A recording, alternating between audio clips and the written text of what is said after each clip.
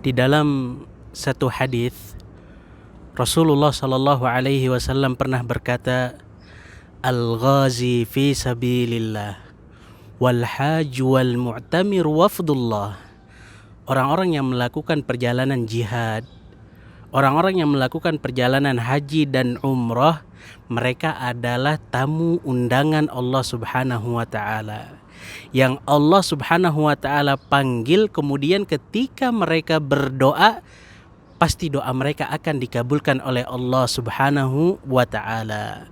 Allahu Akbar.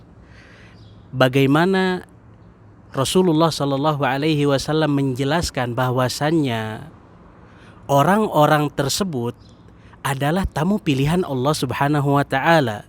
Orang yang melakukan perjalanan umroh dan perjalanan haji itu bukan main-main, tamu Allah Subhanahu wa taala.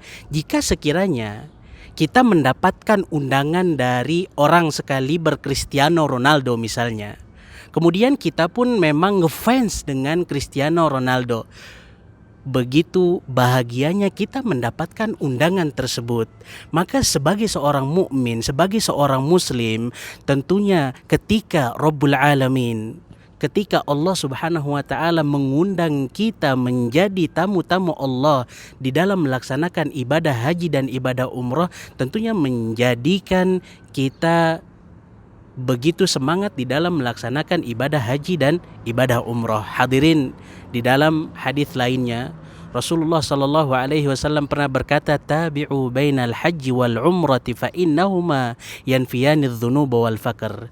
Lakukan ibadah haji, lakukan ibadah umrah, karena dengan melaksanakan ibadah haji dan ibadah umrah bisa menghapuskan dosa-dosa kita. Bisa menghapuskan dosa-dosa kita. Siapa sih di antara kita yang gak pernah berdosa?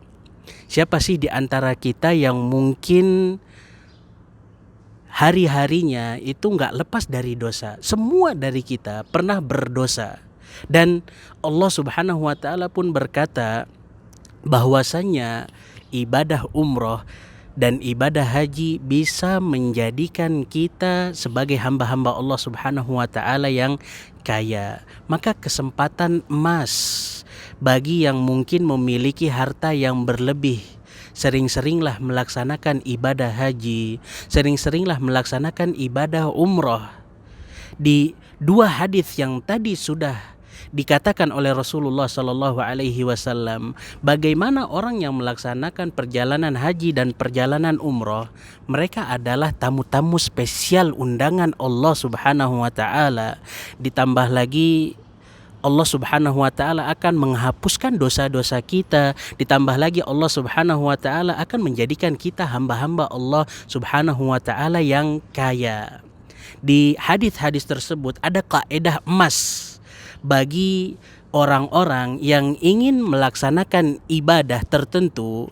Itu hendaknya dia mengetahui keutamaan atau keuntungan dari ibadah-ibadah tersebut, sehingga dia tidak malas di dalam melaksanakan ibadah tersebut, sehingga ia bersemangat di dalam melaksanakan ibadah tersebut. Wabillahi taufiq wal hidayah.